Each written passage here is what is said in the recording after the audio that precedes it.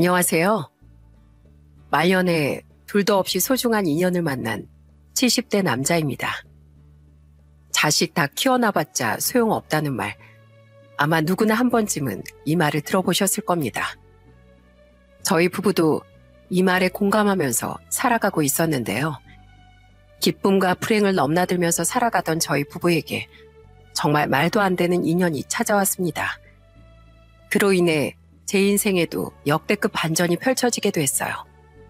지금부터 그 말도 안 되는 역대급 반전이 무엇인지 들려드리겠습니다. 제 어린 시절은 땅도 가지고 있고 논밭도 가지고 계시고 가지고 있는 재산이 엄청났던 할아버지가 돌아가시고 할아버지의 재산을 아버지가 싹 다 팔아 노름을 시작하면서부터 불행해지기 시작했습니다. 아버진 노름판에 나갈 때마다 많은 돈을 잃었습니다. 남은 돈마저 싹 다 잃고서 돌아오던 날이면 화가 가득 들어찬 목소리로 아버지가 어머니에게 했던 술주정을 저는 토시 하나 빠뜨리지 않고 선명히 기억하고 있습니다. 에이, 진짜 되는 일이 하나도 없네. 야, 너 돈 가지고 있는 거 있지? 가진 거 있으면 다 내놔. 안 돼. 가지고 있는 돈 한 푼도 없어. 진짜야. 아, 그래? 내가 온 집안 싹 다 뒤져서 10원짜리 하나라도 나오면 죽을 줄 알아? 제발 그러지 말아달라는 어머니의 눈물에도 불구하고 아버진 온 집안을 뒤져 노름할 돈을 찾기 시작했습니다. 어린 제가 두 눈으로 똑똑히 보고 있었는데도 말이죠. 결국 아버진 어머니가 장롱 속에 꼭꼭 숨겨두었던 육성회비를 찾아내 다음날 콧노래를 부르며 노름판으로 향했습니다. 가부장적이었던 아버진 잠을 자고 일어나면 무조건 어머니를 불러 밥을 차리게 만들었고 기껏 밥을 차려주면 밥이 질다 반찬이 짜다 등의 이유로 밥상을 뒤엎는 일도 비일비재했습니다. 집에서 놀고 먹으면서 밥 하나도 제대로 못해? 서방이 밥을 차리라고 하면 간도 하나하나 봐가면서 정성껏 밥상을 차려와야 할 거 아니야? 에이씨. 항상 집안에 문제를 일으키는 사람은 아버지였고 그 뒷수습을 하는 사람은 모두 어머니였어요. 저는 그런 어머니가 정말 미치도록 답답했죠. 어린 나이였음에도 불구하고 어머니의 속이 충분히 썩어 문드러져 가고 있다는 건 너무 잘 알았으니까요. 그러던 어느 날 어머니는 제 손을 꼭 잡아주시면서 이렇게 말씀하셨습니다. 종아가, 엄만 너 하나 보고 살아. 너만 행복하고 건강하게 크면 엄만 그걸로 됐어. 저 하나만 보고 산다며 제가 행복하기만 하면 다른 건 더 바랄 게 없다고 하셨던 어머니는 쉬지 않고 남의 집에서 허드렛 일만 하시다 제가 국민학교 5학년이 되던 해 갑작스럽게 세상을 떠나셨습니다. 세상을 다 잃은 것만 같았어요. 아버지와 단둘이 산다는 건 하루하루 지옥불 속을 걷는 기분이었습니다. 허구한 날 손에 잡히는 물건을 죄다 던져가며 폭언을 퍼붓는 것이 일상이었죠. 야! 먹고 살려면 너라도 돈을 벌어와야 할 거 아니야? 집구석에 처박혀서 밥벌레같이 먹을 것만 축내지 말고 돈 벌어와. 아버지, 저 아직 12살밖에 안 됐어요. 그런데 어디 가서 무슨 수로 돈을 벌어와요? 야, 나 때는 말이야. 네 나이 때 총 두고 전쟁터 나갔어. 네가 그 시절을 아냐? 어? 다 떨어진 고무신 신고 구걸도 막 하러 다니고 하다못해 지나가는 사람들 바지가랭이 붙잡고 구두 닦기라도 하면서 푼돈 벌고 그랬다고. 말대꾸 하는 건 꼭 지 엄마를 쏙 빼닮아가지고는 재수없게. 그렇게 말하는 아버지가 어찌나 원망스러웠는지 모릅니다. 자기 자식한테 저렇게 얘기를 하는 아버지가 세상 천지에 어디 있겠어요. 어머니가 세상을 떠난 뒤로부터 저는 아버지가 술에 잔뜩 취해 술주정을 하든 말든 돈을 내놓으라고 집안의 물건을 다 때려 부시든 말든 신경 쓰지 않았습니다. 아예 없는 사람 취급을 해버린 것이었죠. 그렇게 술을 지독하게 좋아하던 아버지는 제가 16에서 17으로 넘어가던 그해 겨울 술에 잔뜩 취한 채 돌아다니다 농로 쪽으로 떨어지는 사고로 인해 세상을 떠났습니다. 제가 불효자처럼 보이실지 모르겠지만 전 아버지의 장례를 치르는 내내 단 한 방울의 눈물도 흘리지 않았어요. 엄마가 돌아가시게 된 것도 우리 집이 이렇게 되어버린 것도 모두 아버지 때문이라고 생각하면서 살아왔기 때문이었죠. 그랬기에 아버지의 죽음은 제게 큰 슬픔으로 다가오지 않았어요. 그리고 아버지의 사진을 바라보며 다짐했습니다. 죽을 때까지 아버지 같은 사람은 안 될 겁니다. 그리고 노름 좋아하는 사람, 술 좋아하는 사람, 책임감 없는 사람은 제 인생에 지나가는 인연으로라도 두지 않을 거예요. 하나밖에 없는 자식이 장난치면서 울지도 않는다고 원망할 생각은 마세요. 아버지가 이렇게 만든 거니까. 그렇게 전 아버지를 떠나보내고 고등학교 진학을 포기한 뒤 곧바로 동네에 있는 작은 중국집에 취업을 하게 됐습니다. 다른 가족도 없이 홀로 세상을 살아가게 되었기에 어떻게 해서든지 살아야 했기 때문이었죠. 학업을 포기하고 한 번도 해보지 않은 일을 한다는 건 정말 무언가도 같은 일이었습니다. 처음 중국집에 들어가 일을 하게 됐을 때 정말 힘든 시간을 겪었어요. 함께 주방에서 일을 하는 형들은 허구한 날 저를 놀리며 제 몸을 일부러 치고 지나갔으며 아직 성인도 되지 않은 저에게 담배를 펴라, 술을 마셔라는 등 좋지 않은 것들을 권하기도 했죠. 임마, 원래 네 나이면 이런 거 다 해. 몇 년 일찍 어른들이 하는 거 해보라는 건데 뭐 어때? 어차피 너도 20살 되면 술, 담배 다 할 거 아니야. 전 죽어도 그런 거 안 해요. 그러니까 강요하지 마세요. 저는 가게에 있는 그 누구와도 친하게 지내지 않고 묵묵히 일만 했습니다. 양파를 까고 다듬고 팔을 썰고 탕수육을 튀기고 과묵하고 성실하게 일을 하는 저를 보면서 사장님은 틈틈이 요리를 가르쳐 주시기도 했습니다. 그렇게 힘들게 일을 하면서 벌어들인 돈을 한 푼 두 푼 모으다 보니 작게나마 돈이 모이기 시작하더라고요. 그렇게 17살 때부터 일을 하고 딱 12년 정도가 지났을 무렵쯤 저는 가게를 그만두고 조금 멀리 있는 시내 근처에 중국집을 차릴 수 있었어요. 뼈 빠지게 돈을 벌어 내 힘으로 내 가게를 차렸다는 것이 얼마나 벅차오르던지. 가게를 오픈하기 전 어머니의 영정사진을 앞에다 두고 소주 한 잔을 하던 밤, 그날 저는 어머니의 사진을 보며 속에 담겨있던 말들을 편하게 털어놓았습니다. 어머니, 하늘에서 다 보고 계시죠? 저 17살 때부터 지금까지 꼼수 한 번 안 부리고 정말 열심히 살았어요. 살아보니까 알겠더라고요. 가족이 없다는 게 얼마나 서럽고 힘든 건지. 그래도 어머니 아들 끝까지 꿋꿋하게 여기까지 왔습니다. 그러니까 기쁠 때나 슬플 때, 제가 힘들 때, 지칠 때, 아니 그냥 모든 순간 다 제 옆에 계셔주세요. 오늘 저랑 약속하신 겁니다. 사실 일을 하는 내내 가족이라는 존재에 대해 그리워지는 순간이 종종 찾아왔습니다. 특히나 명절 때 가족들끼리 화기애애하게 모여있는 모습을 보면 그 모습이 그렇게 부러울 수가 없더라고요. 그래서 더 악착같이 일했고 성공하려고 했습니다. 하늘에 계신 어머니한테 가족이 없어도 잘 이겨내고 있다는 걸 보여드리고 싶었기 때문이었죠.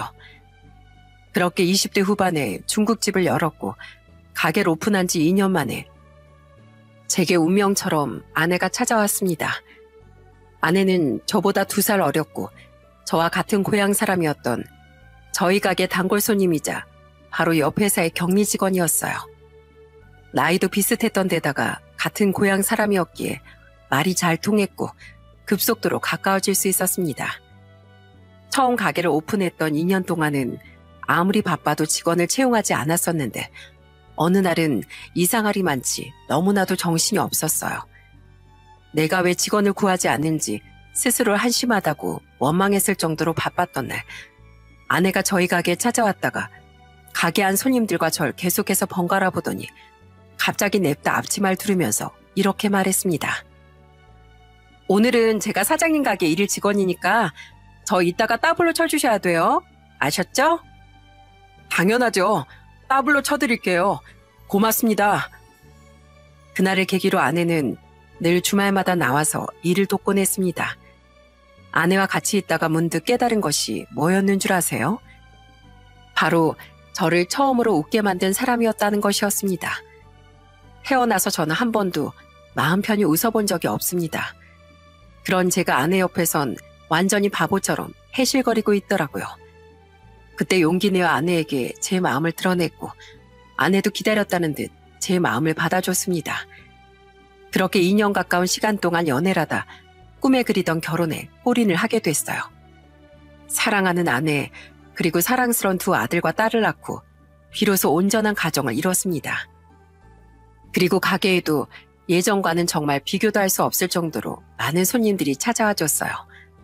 저는 장사를 하는 데에만 집중했고 아내는 집에서 아이들을 돌보는 데에만 주력하다 주말만 되면 아이들을 데리고 나와 가게 일을 도왔습니다. 집에선 애셋 돌보랴, 주말엔 애들 데리고 가게 나와서 가게 일 도우랴. 몸이 12개라도 모자라겠어 여보. 많이 힘들지? 미안해. 미안하게 뭐가 미안해. 난 하나도 안 힘들어. 장사가 잘 되면 되려 기뻐해야지. 그리고 우리 든든한 장남이 둘째랑 막내까지 돌봐주고 있으니까 걱정 없어. 왜 사람들이 장남한테 의지하는지 이제 좀 알 것 같다니까. 어? 재영이 말이야. 집에서 설거지하다가 제이가 울면 재영이가 달려나와선 고사리 같은 손으로 막내 안고 달래주면서 자장가까지 불러준다?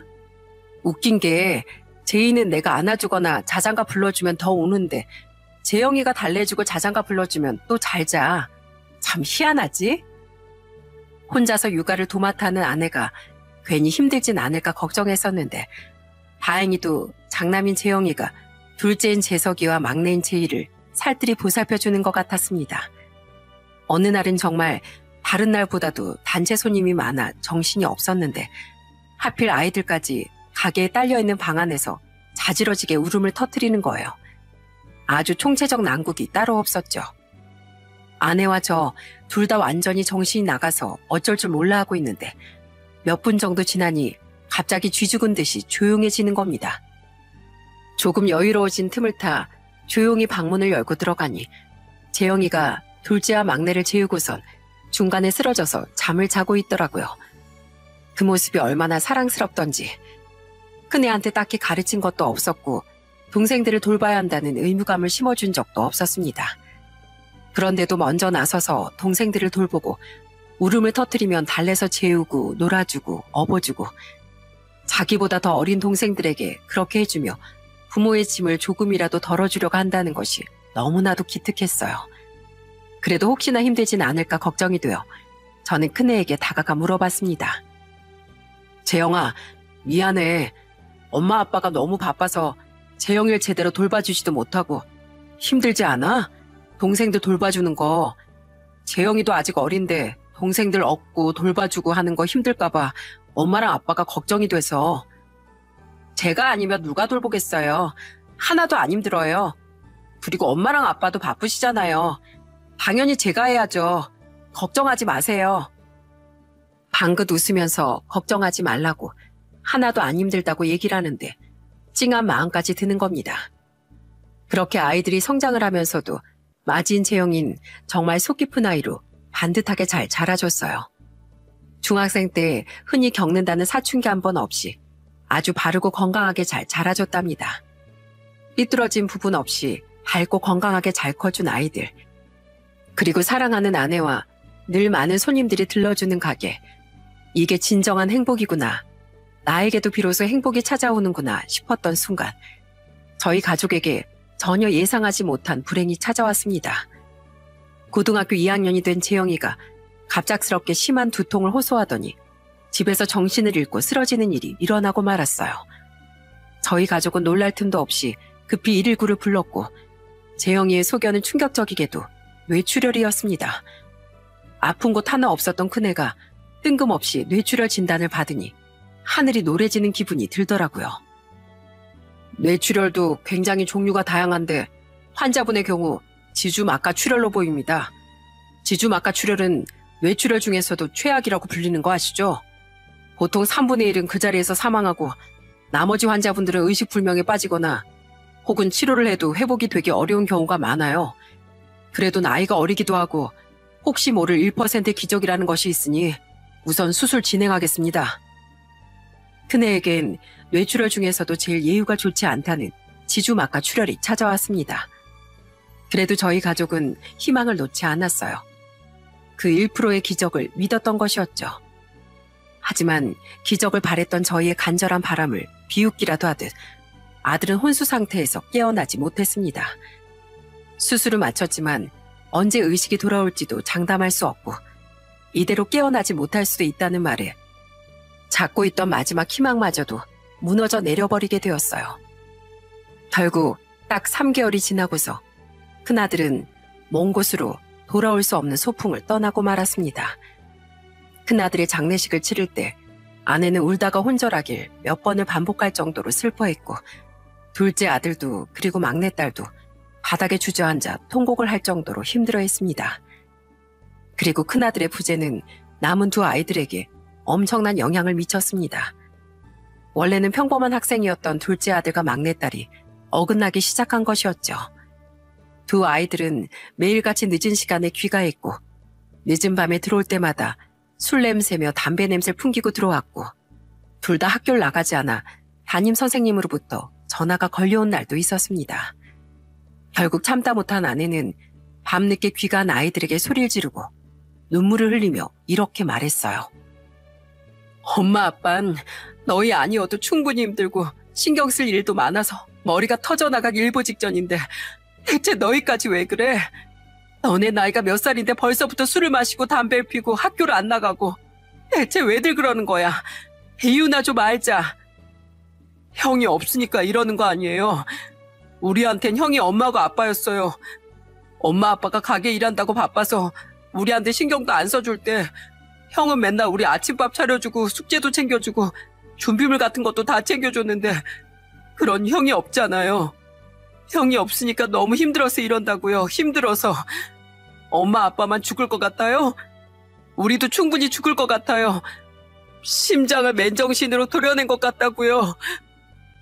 둘째 아들이 눈물을 흘리며 악에 받친 목소리로 소리를 지르자 뭔가 얻어맞은 듯 머리가 띵해지기 시작했습니다.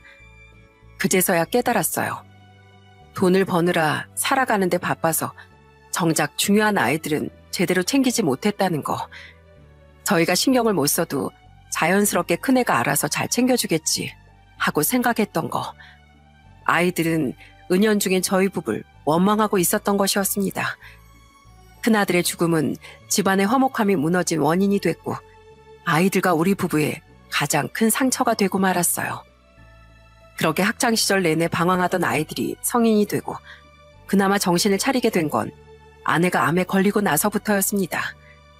방황하던 아이들을 바로 잡아주려고 애썼고 또 제게는 좋은 아내가 되어주려고 했고 아무리 정신이 없어도 가게 일만큼은 완벽하게 도와주려고 했던 아내가 병상에 누워있으니 혹시라도 큰아들처럼 아내도 세상을 덜컥 떠나진 않을까 많이 두려웠나 보더라고요. 아내가 수술을 한 날 아이들은 아내의 손을 잡고 펑펑 울면서 이렇게 말했습니다. 앞으로 말씀 잘 들을게요. 저희 이제 철들게요. 정신 차리고 살게요. 네? 진짜 제대로 살 테니까 절대로 가슴에 대목 받는 짓 안 할 테니까 아프지 마세요, 엄마. 오래오래 저희 곁에 계셔주셔야 돼요, 엄마. 얘들아, 괜찮어. 울지 마. 그래도 그렇게 말해줘서 너무 고맙네. 이리 와. 안아보자, 내 새끼들. 아내는 힘없이 웃으며 둘째 아들과 막내딸을 품에 꼭 안아줬습니다. 아내가 암수술을 하고 치료를 받기 시작한 시점부터 아이들은 본격적으로 조금씩 달라져 가고 있었고 아내도 낫고자 하는 의지가 굉장히 강했기에 항암 치료를 받으며 병마와 열심히 싸웠어요. 저와 아이들이 지극정성으로 아내를 보살폈고 그 정성이 통한 것인지 아내는 기적처럼 완치 판정을 받을 수 있었습니다. 그 무렵 둘째 아들도 일반 회사에 취업을 하게 됐고 딸도 열심히 공부한 끝에 은행에 취업을 해 안정적으로 자리를 잡았고 각자 좋은 짝을 만나 시집 장가도 다 가게 됐답니다. 아이들이 결혼한 후 50대 후반 정도의 나이에 다다랐을 즈음 저는 5층짜리 원룸 건물 하나를 올렸습니다. 17살 때부터 시작해 지금까지 벌어서 야금야금 모아온 돈으로 건물주라는 타이틀을 다니 기분이 엄청나게 짜릿하더라고요. 저희 건물엔 혼자 사는 사람들이 많이 들어왔습니다. 어르신이 혼자 살러 들어오는 경우도 있었고 근처에 있는 대학에 다니는 어린 친구들이 들어오는 경우도 많았으며 또는 근처 직장에 다니는 직장인들이 출퇴근을 편하게 하기 위해 들어오는 경우도 있었죠. 아내는 저희 건물에 혼자 살고 있는 학생들을 위해 직접 담근 김치를 소분해 집집마다 돌아다니며 세입자들에게 나눠주곤 했습니다. 302호 아가씨, 학교 갔다 오는 길이야? 네, 안녕하세요. 안 그래도 아가씨 집에 들리려던 참이었는데 마침 이렇게 만나네. 자, 여기. 이번에 내가 배추김치랑 오이소박이 좀 담았는데 맛 좀 보라고 이렇게 들고 왔어. 대박. 마침 아주머니께서 저번에 주신 김치 다 먹은 참이었거든요. 적당히 익은 상태에서 라면이랑 같이 먹으니까 완전 밥도둑이 따로 없더라니까요. 그렇게 맛있었어? 잘 먹었다고 말해주니까 좋네. 종종 만들어서 가져다 줄게. 혹시라도 먹고 싶은 반찬 같은 거 있으면 말하고. 감사합니다. 여러 세입자들이 들어오면서 비어있던 건물은 사람의 온기로 채워지게 됐습니다. 그리고 저희 부부의 인연이 되어준 청년을 만나게 된 건 제가 건물을 세운 지 3년이 지났을 무렵쯤이었어요. 세입자가 들어온다며 계약서를 쓰러 부동산으로 향한 날 청년을 처음 만나게 됐는데 이상하게 처음 보는데도 낯설지 않은 느낌이 들더라고요. 이상하다, 어디서 본 건가 싶은 생각을 속으로 하면서 계약서를 작성하는데 사인을 하기 전 청년은 제게 나지막한 목소리로 이렇게 말했습니다. 사장님, 정말 죄송합니다. 사실 제가 보증금을 제대로 준비를 못하고 급하게 들어온 거라 보증금이 100만 원밖에 없는데 혹시 염치 없지만 나머지 금액은 6개월 안에 드려도 괜찮을까요? 정말 죄송합니다. 왜 처음 보자마자 낯설지 않은 느낌이 들었는지 뒤늦게서야 알 수 있었습니다. 웃음기 없는 건조한 얼굴, 작은 목소리까지 불행에 젖어 살던 그 시절의 제 모습을 보는 것 같더라고요. 뭔가 말 못할 사정이 있는 것 같아 그렇게 하라고 한 뒤 흔쾌히 계약서에다가 도장을 찍어줬고 그렇게 김태연이란 이름을 가진 청년은 203호의 세입자로 들어왔습니다. 처음 입주를 하고 나서 3개월 때까지만 해도 월세는 꼬박꼬박 잘 들어오는 편이었습니다. 그런데 3개월 이후부턴 월세가 들어오지 않더라고요. 첫 달은 깜빡해서 내지 못한 것이었겠지 싶어 기다렸는데 그 다음 달도 다다음 달도 내지 않아 총 3개월째 월세가 밀리게 됐어요. 더 기다리긴 힘들어 문자라도 남겨야겠다 생각하던 그 순간 태연 씨에게서 한 통의 문자가 도착했습니다. 그런데 그 문자의 내용이 뭔가 이상하더라고요. 연락 못 드려 죄송합니다. 밀린 월세 못 갚을 것 같습니다. 저는 여기까지인가 봅니다. 민폐만 끼치고 가서 정말 죄송합니다. 대체 이게 무슨 소리야? 사람에겐 직감이라는 것이 있죠. 뭔가 쎄하고 불길한 느낌이 들더라고요.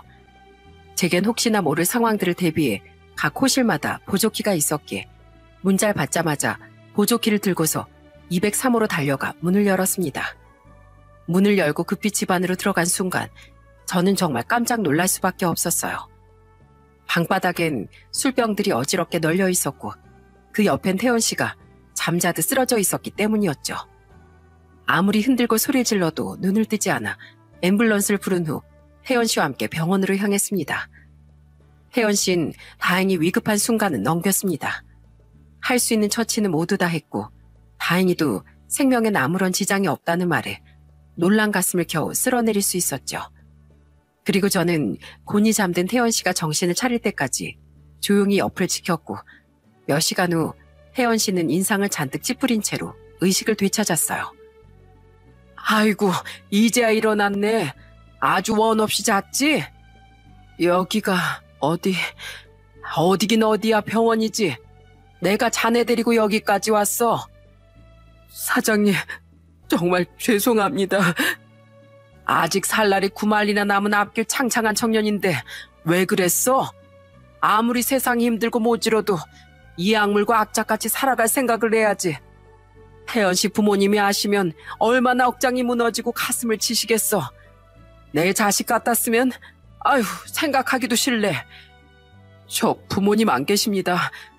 연락하고 지내는 친구도 가족도 없고요. 그래서 저 하나쯤 죽어도 아무도 모를 거예요. 혼자니까. 부모님이 모두 돌아가시고 세상에 혼자 남았다는 말에 저는 놀랄 수밖에 없었습니다. 정말로 저와 비슷한 상황이었기 때문이었죠. 혜연 씨는 제게 천천히 본인의 이야기를 털어놓기 시작했습니다. 부모님은 제가 9살 정도가 되던 해 사고로 돌아가셨어요. 친척들은 아무도 절 돌봐주지 않으려고 했고 서로 절 짐짝처럼 떠넘기곤 했어요. 결국 연세가 많이 드신 할아버지가 저를 데리고 가셨죠. 참 야박한 사람들이네. 애한테 무슨 잘못이 있다고. 할아버진 거동도 불편하시고 말도 제대로 못하시는 분이셨어요. 그래도 저 하나 먹여 살리겠다고 폐지도 주우러 다니시고 빈병도 주우러 다니시고. 그러다 제가 15살이 되던 해 할아버지도 노안으로 돌아가시고 말았죠. 거기서 전 완전히 엇나가게 됐고요. 성인이 되니까 배운 것도 제대로 없고 대학에 들어간 것도 아니고 마땅히 자랑할 만한 기술이 있는 것도 아니어서 직장도 하나 제대로 못 구하고 계속 일용직만 전전하고 다녔어요. 그러다 얼마 전에 허리를 다치게 돼서 하던 일용직마저도 못하는 상황이 돼버린 거예요. 하던 일도 못하게 되고 돈도 못 벌고 월세도 못 내는 상황까지 오니까 그냥 미쳐버리겠더라고요. 그래서 순간적으로 안 좋은 생각이 들었어요. 아, 나만 눈 감으면 다 끝나겠구나 하면서요. 혜연 씨의 덤덤한 목소리를 듣는데 정말 마음이 찢어지는 것 같았습니다.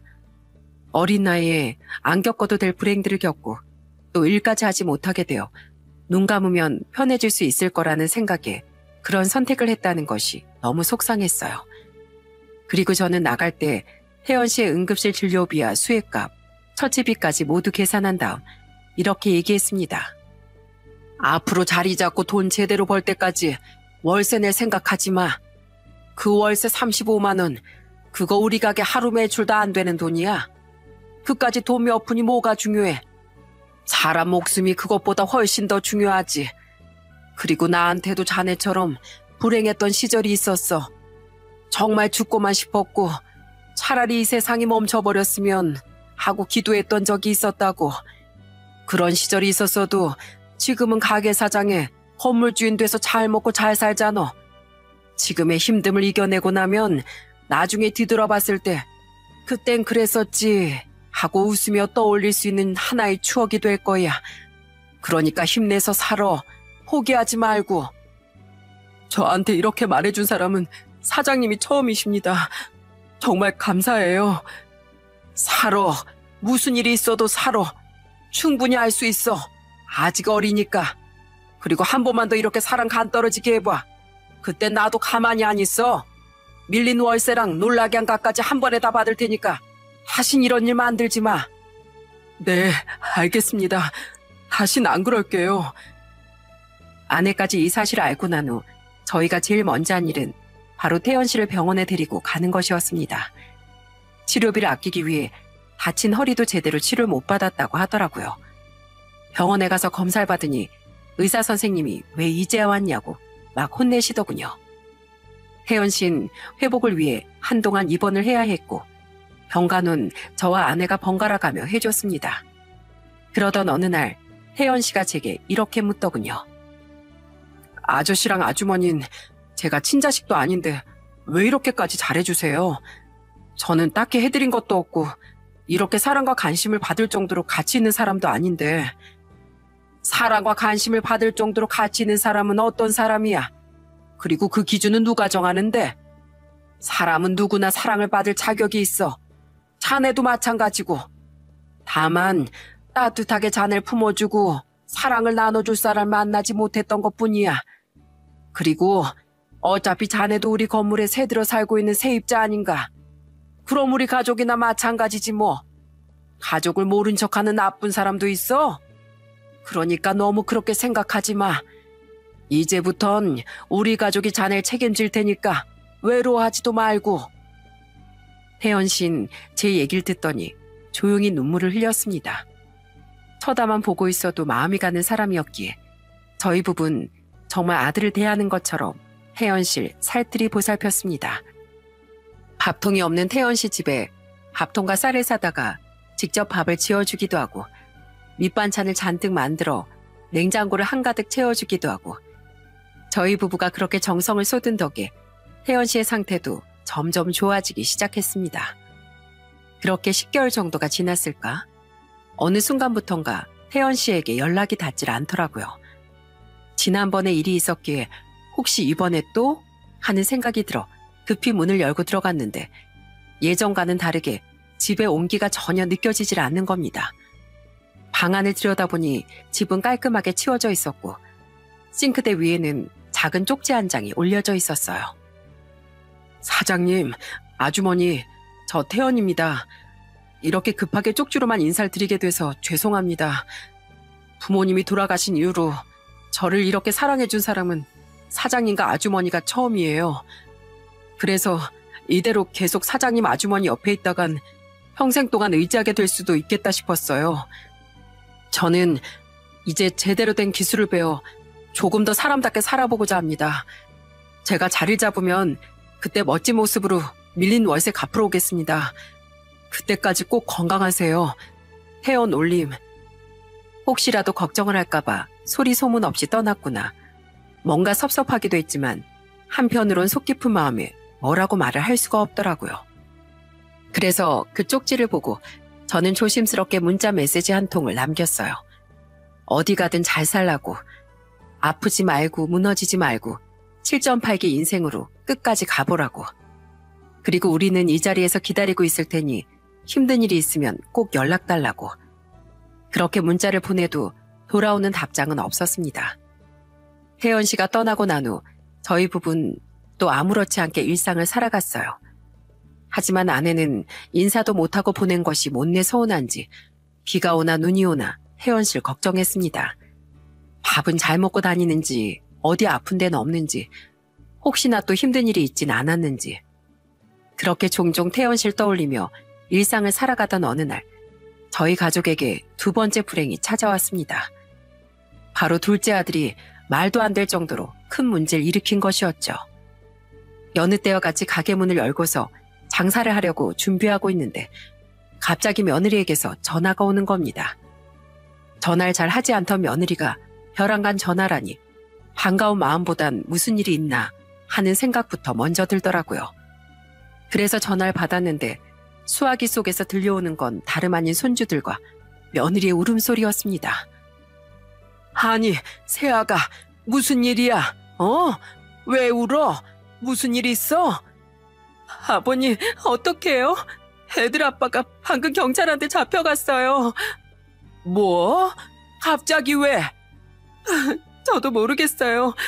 어떡해, 아버님? 우선은 내가 근처에 있는 경찰서로 가볼 테니까 울지 말고 기다리고 있어. 장서고 뭐고 준비할 겨를도 없이 저는 급히 차를 몰고서 경찰서로 향했습니다. 거기서 충격적인 사실을 알게 됐어요. 바로 아들이 노름에 미쳐서 회사 돈까지 손을 댔다는 것이었죠. 어린 시절부터 절대로 그런 행동을 하면 안 된다고 그렇게 누누이 당부하고 또 당부했는데 어떻게 이런 일이 생기게 된 건지 머릿속이 마치 도화지처럼 하얘지는 것 같았습니다. 아들은 회사 돈에 손을 대는 횡령을 저질렀기에 구속되어 교도소까지 들어갈 위기에 놓였지만 저희 부부는 아들을 철저히 외면했습니다. 자식이라고 감싸줄 생각, 도와줄 생각은 추호도 없었기 때문이었죠. 그런데 문제는 다름 아닌 며느리, 그리고 손주들이었어요. 어느 날 아내가 아들의 집으로 갔을 때 며느린 바닥에 쓰러져 있고 손주들은 자지러지게 울고만 있었단 이야기를 해주더라고요. 급히 구급차를 부른 뒤 어린 손주들은 아내가 돌보고 저는 누워있는 며느리 옆에서 병간호를 하며 깨어나기만을 기다렸습니다. 그리고 2-3시간 정도가 지났을 무렵 며느린 겨우 눈을 떴고 제 얼굴을 보자마자 소스라치게 놀라더군요. 저승사자 아니니까 걱정하지 마. 그래, 좀 괜찮아? 아버님, 애들은요? 애들은 어디 있어요? 걱정하지 마. 이 시어머니가 집에 가서 잘 돌봐주고 있으니까. 아버님, 이런 모습 보여서 너무 죄송해요. 죄송할 것도 많다. 그런 말 쉽게 하는 거 아니야. 죄송하면 얼른 건강해지면 되지. 아버님, 제가 염치 없지만 하나만 부탁드려도 될까요? 제발 우리 그이 좀 살려주세요. 네? 저희 집은 그 사람 없으면 아무것도 못해요. 정말 못난 자식이라 당장이라도 연을 끊고 싶으시겠지만 제발 저랑 저희 애들을 봐서라도 한 번만 살려주세요. 제가 이렇게 빌게요. 며느리가 제 옷자락을 처연하게 붙잡고 엉엉 울자 마음이 찢어질 것처럼 아파왔습니다. 며느리와 손주들이 무슨 죄인가 싶은 생각이 들었죠. 저는 곧 죽어도 아들을 도와주지 않으려 했지만 며느리와 손주들이 눈에 밟혀 결국 도움을 주기로 마음을 먹었어요. 합의금을 물어주기 위해서 전 40년을 일해 세운 건물을 팔게 됐습니다. 건물을 팔던 날 저희 부부는 세입자들 하나하나 찾아가 건물을 팔게 됐다며 그동안 저희 건물에 들어와 살아줘서 너무나도 고맙다는 인사를 남겼고 세입자들은 한 명도 빠짐없이 저희 부부를 진심으로 응원해줬어요. 건물을 판 돈으로 아들의 회사에다가 합의금을 물려주고 난 뒤 아들은 8개월 정도의 형을 마치고 일찍 출소를 할 수 있었습니다. 둘째가 교도소를 나와 집으로 온 그날 저는 단호한 표정으로 아들을 향해 이렇게 말했어요. 너 좋아서 도와준 거 아니고 저 피덩이 같은 내 손주들이랑 내 며느리 살리려고 도와준 거니까 착각하지 마라. 한 번은 실수일 수 있지만 두 번째부턴 실수가 아니라는 거 잘 알지? 너 하나 때문에 집안 꼴이 어떻게 됐는진 너도 잘 봤을 테니까 정신 차리고 살아라. 한 번만 더 노름에 손대고 횡령이고 뭐고 그따위 말도 안 되는 짓 하면 그땐 가족으로서의 연도 끝이야. 끝. 이건 내가 하는 마지막 경고니까 제대로 마음속에 새겨야 할 거다. 정말 죄송해요. 이렇게 못난 모습 보여드려서.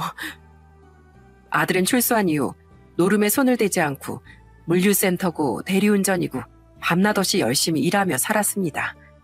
아마 그 안에서 느낀 게 많았던 모양이에요. 저의 마지막 경고가 뼈에 사무치게 와닿은 듯 오직 가족만 생각하면서 성실하게 살았습니다. 그렇게 우여곡절 끝 별탈 없이 15년이란 시간이 흘렀습니다. 정신을 차려보니 어느덧 저도 70대 나이가 되어 있더라고요. 점점 머리에 소복히 눈이 내려앉던 어느 날이었습니다. 유난히 추웠던 날이었고 눈발까지 날려 손님이 그렇게 많지 않던 날 늦은 시간에 한 손님이 모자와 마스크를 낀 채 가게 안으로 들어왔어요. 사장님, 짜장면 한 그릇만 주세요. 예, 앉으세요. 여느 때와 다름없이 짜장면 한 그릇을 요리해 손님이 있는 테이블로 향했는데 저는 그 손님의 얼굴을 보고서 정말 깜짝 놀라지 않을 수 없었습니다. 태연 씨 맞죠? 맞아요, 사장님. 저 김태연입니다. 그동안 잘 지내셨어요? 아이고, 이게 무슨 일이야. 여보, 얼른 나와봐. 태연 씨가 왔어. 그 손님의 정체는 바로 태연 씨였습니다. 맞아요. 저희 부부의 걱정을 한 몸에 샀던, 저와 비슷해서 더욱 마음이 갔던 그 태연 씨 말입니다. 아내는 태연 씨가 왔다는 말에 주방에서 후다닥 뛰어나와 얼굴을 확인했고 곧바로 태연 씨를 품에 꼭 끌어안으며 눈물을 흘렸습니다. 우리가 그동안 얼마나 걱정하면서 살았는지 알아? 전화번호도 바꿔버리고 말이야. 죄송합니다. 제가 너무 늦게 찾아왔죠? 아니야. 늦게 찾아오긴 무슨. 배고플 텐데 앉아서 밥부터 먹어. 사장님, 저 소주 한 병만 주문할게요. 사장님이랑 처음으로 술 한잔 하고 싶은데. 술? 아, 좋지. 마침 마감 시간 전이라 더 이상 올 손님도 없을 것 같고. 오랜만에 태연 씨 만났는데 내가 소주 한 잔 같이 못 마셔주겠어? 그렇게 전 태연 씨와 마주 앉아 주거니 받거니 하며 소주잔을 기울였습니다. 앳된 청년이었던 태연 씨는 어느덧 40의 나이에 접어들었고 착실하게 살면서 이제는 결혼할 사람까지 생기게 됐다고 하더군요. 그 말을 듣고 정말 진심으로 기뻐했습니다. 잘 됐다. 드디어 태연 씨한테도 가족이라는 게 생기는구나. 그래, 지금은 무슨 일 하고 있다고?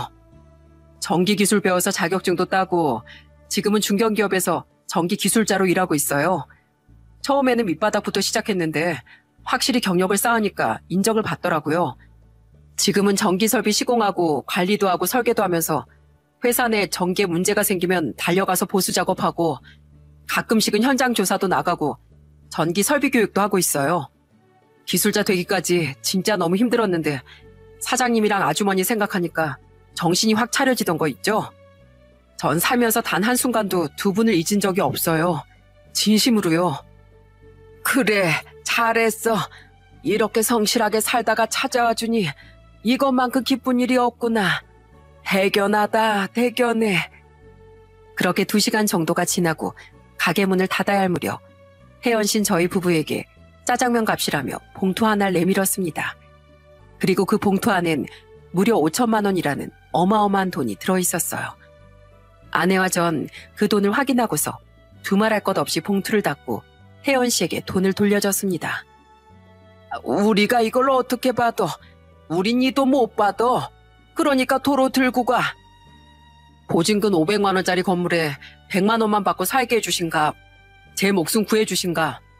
저한테 매번 찾아오셔서 반찬해주시고 밥해주신가? 제가 새 인생을 살 수 있도록 해주신가? 그 값의 절반도 안 되는 돈이긴 하지만 그래도 꼭 받아주셨으면 좋겠어요. 두 분 아니었으면 어쩌면 전 이 세상 사람이 아닐 수도 있었을 거예요. 두 분 덕분에 저는 목숨도 구하고 이렇게 건강하고 바르게 잘 살게 된 거니까 받아주세요. 그 돈 안 받으시면 저 그대로 잠수 타버릴 겁니다. 뭐? 그러니까 마음 편히 받아주세요. 아, 그리고 내일 저 결혼할 사람 데리고 밥 먹으러 올게요. 제 부모님 같은 존재라고 말해놨거든요. 제가 먼저 와서 인사드려 할 것 같아서 온 거예요. 그럼 가보겠습니다. 혜연 씨가 떠나고 난 후 저희 부부는 돈 봉투를 내려다보며 하염없이 눈물만 흘렸습니다. 건강하게 살아서 찾아와 준 것만으로도 너무 고마운데 이걸 진짜 받아도 될지 모르겠더라고요. 결국 저희 부부는 그 돈을 조용히 옷장 가장 깊은 구석에 넣어둔 뒤 아내와 약속했어요. 꼭 이 돈을 쓰지 말고 나중에 태연 씨가 어려워지는 순간이 오거든 그때 내어주자고 말이죠. 그리고 다음날 태연 씨는 정말 예쁘고 참한 아가씨 한 명을 데리고 가게를 다시 찾아왔어요. 안녕하세요. 처음 뵙겠습니다. 저는 김지선이라고 합니다. 오빠한테 얘기 많이 들었어요. 오빠 인생 구해주신 분들이시라고.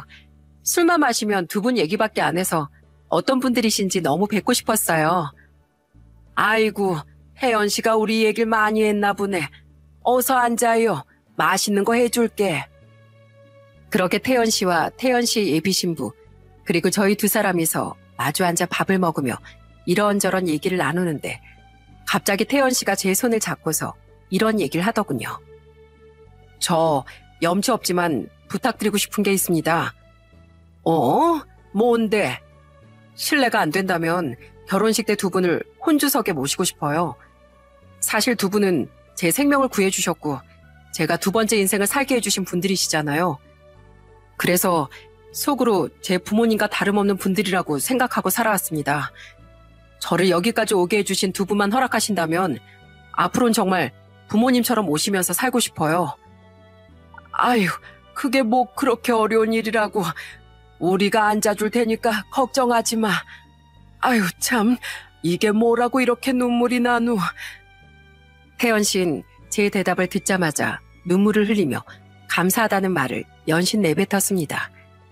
저는 눈물을 흘리는 태연 씨를 품에 꼭 끌어안고서 한참 동안 등을 두드려줬어요. 그렇게 태연 씨라는 호칭은 자연스럽게 태연이가 됐고 어두운 모습으로 원룸을 찾았던 낯선 청년은 마음으로 낳은 자식이 됐습니다. 3개월 뒤 태연이는 결혼식을 올렸고 저희는 약속했던 것처럼 혼주석에 앉았어요. 태연이의 처가집 식구들도 태연이의 그 모든 상황을 이해해주고 보듬어 주시는 아주 좋은 분들이셨어요. 결혼식을 하게 되면 양가 부모님들께 인사드리는 시간이 있잖아요. 그 시간이 왔을 때 태연이는 몸도 제대로 가누지 못할 정도로 펑펑 눈물을 흘렸습니다. 그동안 고생해 왔다는 걸 알고 있었기에 저는 말없이 태연이의 등을 쓸어내리며 달래줬어요. 그날 이후 태연이는 자식을 낳고 어엿한 한 집안의 가장이 됐습니다. 그리고 명절이 오면 아기와 아내를 데리고서 저희 집에 꼭 들러 인사를 하고 갔어요. 게다가 자식들보다도 연락을 더 많이 해준답니다. 물론 혜연이의 아내도 마찬가지였어요. 저와 아내가 기력이 없어 보이는 것 같다며 맛집을 알고 있다며 닭백숙을 먹으러 가자고 따뜻하게 몸보신하러 가자는 얘기를 하고 그런 얘기가 나오면 저와 아내는 언제든지 오브 콜스를 외치고 있답니다. 그리고 둘째 아들 막내딸과도 종종 집에 오면 인사를 하면서 좋은 관계를 유지하고 있어요. 만물은 극에 달하면 반드시 반전한다는 명언이 있습니다. 누가 상상이나 했을까요? 누구보다 비루했던 제가 사랑하는 사람을 만나 가정을 이루고 가족이 없어 삶의 벼랑 끝에 있던 청년이 전기 기술자가 되어 돈을 벌고 가정을 꾸리고 안 된다고 무조건 안 된다는 법 없고 잘 된다고 쭉 잘 된다는 법은 없더라고요. 그러니 너무 힘든 순간이 찾아오더라도 절대 주저앉지 않으셨으면 좋겠다라는 마음에 이 사연을 보내게 됐습니다. 녹음이 짙어지는 계절이 왔습니다. 모든 분들의 하루에 행운만이 꼭 따르길 빕니다.